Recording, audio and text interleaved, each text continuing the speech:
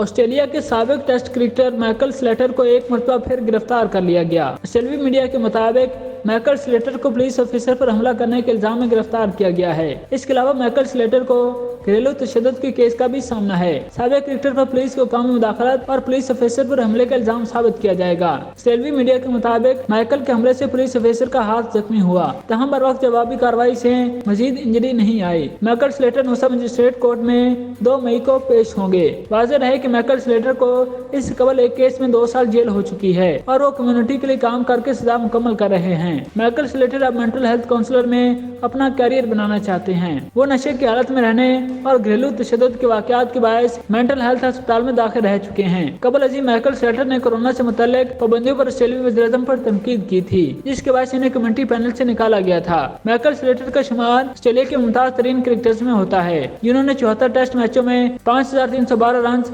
14 سنچریوں اور 21 نصف سنچریوں کی مدد سے سکور کیے۔ اس کے علاوہ انہوں نے 42 ایک روزہ میچوں میں آسٹریلیا کی نمائندگی کرتے ہوئے 987 رن سکور کیے۔